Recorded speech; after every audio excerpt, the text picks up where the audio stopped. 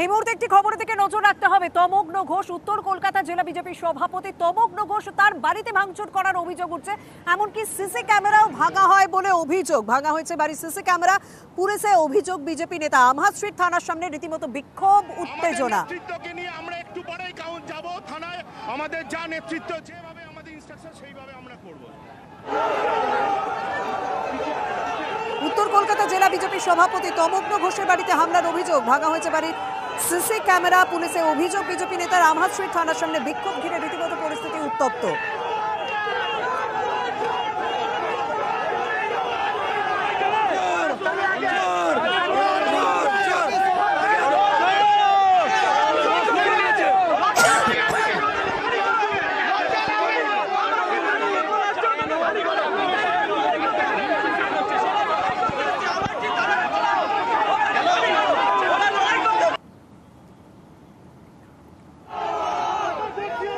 আমহাদ street থানার সামনে রীতিমতো পরিস্থিতি উত্তপ্ত, কারণ তমগ্ন ঘোষ তার বাড়িতে হামলা চালানো হয়েছে বলে অভিযোগ। তার বাড়ির সিসি ক্যামেরা ভাঙা হয়েছে বলে অভিযোগ। রীতিমতো বিজেপি নেতৃত্ব তারা পৌঁছে গিয়েছেন আমহাদ স্ট্রিট থানার সামনে। রীতিমতো সেখানে বিক্ষোভ, পরিস্থিতি উত্তপ্ত।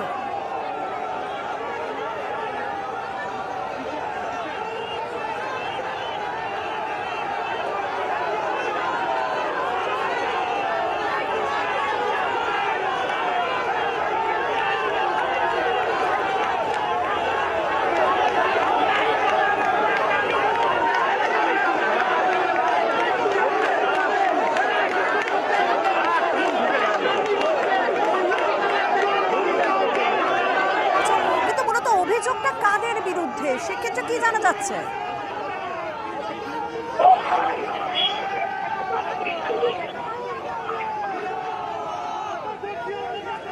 সানিক, জানতে চাইবো, পরিস্থিতি এখনো উত্তপ্ত রয়েছে আমহাদ স্ট্রিট থানার সামনে। সেই ছবি তুমি তুলে ধরছো, আমরা সেই ছবি দেখালাম, কিন্তু এই যে তমগ্ন ঘোষ তার বাড়িতে হামলা চালানো হয়েছে, সিসি ক্যামেরা ভাঙা হয়েছে, এটা করেছে কারা, কি বলছে বিজেপি নেতৃত্ব? দেখো, বিজেপি নেতৃত্বের তরফে এখনো পর্যন্ত যারা করেছে তাদের নাম কিছু আলাদাভাবে বলা হয়নি। তবে কিছু দুষ্কৃতী রাতের বেলা, রাতের অন্ধকারে এসে বাঁশ দিয়ে তমগ্ন ঘোষের বাড়ির যে সিসি ক্যামেরা, সেই সিসি ক্যামেরা ভেঙে দেয় বলে অভিযোগ।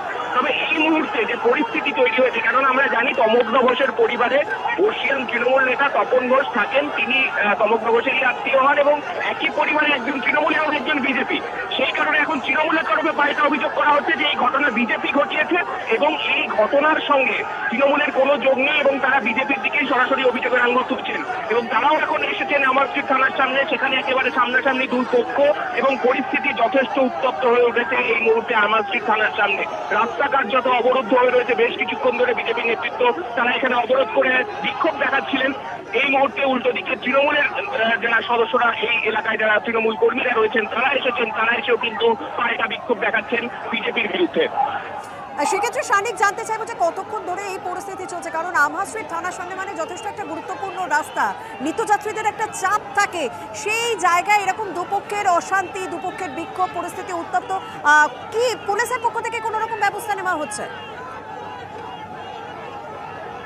আধিকারিকরা রয়েছেন, তারা কিন্তু এখন দুপক্ষকে আলাদা করতেই তারা ব্যস্ত রয়েছেন। কেননা যেরকম ভাবে বিজেপি নেতৃত্ব যারা এসেছিলেন আজকে তমগ্ন ঘোষের সঙ্গে এসে, তমগ্ন ঘোষ ভেতরে থানায় যখন অভিযোগ দায়ের করতে যান, সেই মুহূর্তে ভেতরে যখন তমগ্ন ঘোষ গেছেন, সেই সময় বাইরে বিজেপি কর্মীরা তারা রাস্তায় বসে পড়েন একেবারে সিটি কলেজের সামনে, আমহাদ স্ট্রিট থানার সামনে। সেই জায়গায় আমহাদ স্ট্রিট মধ্য কলকাতার অত্যন্ত গুরুত্বপূর্ণ রাস্তা, সেই রাস্তা অবরুদ্ধ হয়ে যাওয়ায় কিন্তু স্বাভাবিকভাবেই যান চলাচলে বেশ কিছুটা প্রভাব পড়েছে। প্রচুর বাস আটকে রয়েছে রাস্তার মধ্যে। এই মুহূর্তে রাস্তা কিন্তু প্রায় বলতে পারো মিনিট 15 ধরে অবরুদ্ধ কার্যত, এবং এই রাস্তা অবরুদ্ধ হওয়ার জন্য যান চলাচল এদিক ওদিক দিয়ে যত ছোট গাড়ি রয়েছে সেগুলো ঘুরে অন্য দিক দিয়ে যাওয়ার চেষ্টা করছে। তবে স্বাভাবিকভাবে কিন্তু যাত্রী ভোগান্তিও একটা কিন্তু শহরের কর্মব্যস্ত দিনে কিন্তু চলছে। সানিক, তুমি পরিস্থিতির দিকে নজর রাখো, তুমি সঙ্গে থাকো, আমি তোমার কাছে আবারও আসছি। তবে তমগ্ন ঘোষ তিনি কি অভিযোগ করছেন একবার শুনে নেওয়া যাক।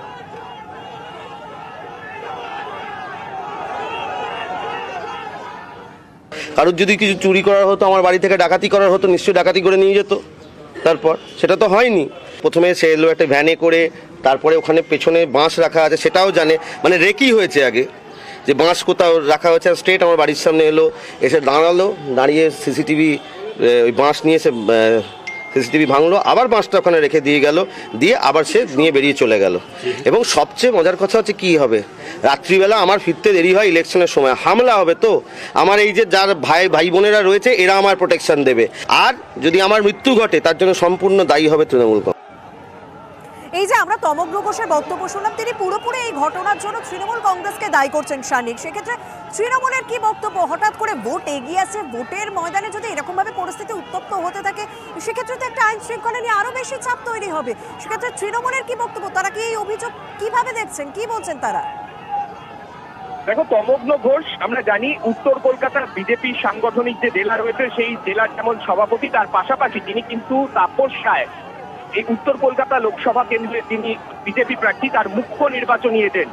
অর্থাৎ সেই তমগ্ন ঘোষের বাড়িতে যখন এইরকম ঘটনা ঘটেছে, তমগ্ন ঘোষ সরাসরি তৃণমূলের দিকে আঙ্গুলটা তুলছেন, কিন্তু একই বাড়িতে তার পরিবারের আরেকজন সদস্য তিনি বলছেন তৃণমূল নেতা, সেই কারণে তৃণমূলের তরফে কিন্তু সেই আঙ্গুল সরাসরি আপনার বিজেপির দিকেই ফেলে দেওয়া হচ্ছে। তারা যেটা বলছেন, তারা নিজেরাই এই ঘটনা ঘটিয়েছেন এবং ঘটিয়ে তৃণমূলের দিকে তারা আঙ্গুল তুলছেন। অর্থাৎ গোটা ঘটনার সঙ্গে যে তৃণমূলের কোনো যোগসাজশ নেই, স্বাভাবিকভাবে ব্লক তৃণমূল যে নেতৃত্ব এখানকার যারা এখানে এসেছেন বর্তমানে, তারা কিন্তু সরাসরি সমস্ত অভিযোগ নস্যাৎ করে দিয়ে তারা কিন্তু অভিযোগের আঙ্গুল সেই বিজেপির দিকেই তুলছেন। স্বাভাবিকভাবেই প্রশ্ন উঠছে গোটা ঘটনা ঠিক কি ঘটেছিল, কেননা যে সিসিটিভি ক্যামেরা ভাঙা হয়েছে তার আগেও তো নিশ্চয়ই তার ফুটেজ রয়েছে। সেই ফুটেজ দেখে পুলিশ যারা দুষ্কৃতী তাদেরকে যদি গ্রেফতার করতে পারে, একদম শানিক, তুমি আমাদের সঙ্গে থাকো। আমাদের সঙ্গে রয়েছেন তৃণমূল কংগ্রেসের মুখপাত্র শান্তনু সেন। শান্তনুদা, তমগ্ন ঘোষ তার বাড়িতে ভাঙচুর, তার বাড়িতে হামলা, যিনি আবার তাপস রায়ের মুখ্য নির্বাচনী এজেন্টও, এই ঘটনার দায় পুরোপুরি তৃণমূলের উপর ঠেলা হচ্ছে, কি বলবেন? দেখুন, তৃণমূল কংগ্রেস সন্ত্রাস, গুন্ডাগিরি, অশান্তির রাজনীতি করে না, প্রতিহিংসার রাজনীতি করে না। আর যারা মানুষের সমর্থন পায় না তারাই আইন হাতে তুলে নিয়ে বিশৃঙ্খলা করে, নাটক করে রাজনীতিতে প্রাসঙ্গিক দেওয়ার চেষ্টা করে। কোনো ঘটনা ঘটলে পুলিশ নিরপেক্ষ তদন্ত করবে এবং এটা নিশ্চিত করে বলা যায় যে এই রাজ্যে প্রশাসন নিরপেক্ষভাবে কাজ করে এবং নিরপেক্ষ পদক্ষেপ নেয়। এক্ষেত্রেও তার ব্যতিক্রম হয়। ধন্যবাদ। আমরা কথা বললাম শান্তনু সেনের সঙ্গে এবং তিনি স্বাভাবিকভাবেই অভিযোগ অস্বীকার করলেন শানিক। আমরা সেই বক্তব্যও শুনলাম, কিন্তু এখন আমহা স্ট্রিট থানার সামনে পরিস্থিতি ঠিক কোন পর্যায়ে রয়েছে, মানে স্বাভাবিক কি হবে অবস্থা? কারণ এই দুই দলের লড়াই, এই দুই দলের অশান্তি, এই দুই দলের বিক্ষোভের মাঝে সাধারণ মানুষকেও কিন্তু সমস্যায় পড়তে হচ্ছে। পুলিশের পক্ষ থেকে কোনো রকম ব্যবস্থা নেওয়া হচ্ছে? পুলিশের তরফে কি ব্যবস্থা নেওয়া হচ্ছে আমি তোমাকে ছবিটাই দেখাচ্ছি সরাসরি।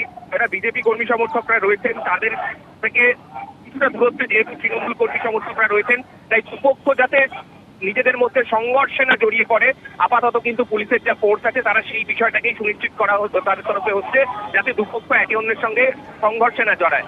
কিন্তু আপাতত যে রাস্তা, পেছনে রাস্তার অংশটা দেখাবো, সেই জায়গায় কিন্তু এখনো পর্যন্ত পুরোপুরি অবরুদ্ধ হয়ে রয়েছে পেছনে কর্মব্যস্ত আমহা স্ট্রিট। এবং স্বাভাবিকভাবে আজকে বুধবার, শহরের সপ্তাহের একটা কাজের দিন, মধ্য কলকাতার এত গুরুত্বপূর্ণ একটা রাস্তা কিন্তু দীর্ঘক্ষণ ধরে এইভাবেই বন্ধ হয়ে রয়েছে দুপক্ষের এই সংঘর্ষের কারণে। এবার এটাই দেখার যে অভিযোগ বা পাল্টা অভিযোগ যাই থানায় গিয়ে ভেতরে লিখিত আকারে করা হোক না কেন, বাইরের অংশের এই সমস্যা মেটাতে দু দলেরই নেতৃত্ব কি ব্যবস্থা নেন এবং পুলিশের তরফে আপাতভাবে কি ব্যবস্থা নেওয়া হয় সেই দিকেও আমাদের নজর থাকবে। ধন্যবাদ শানিক।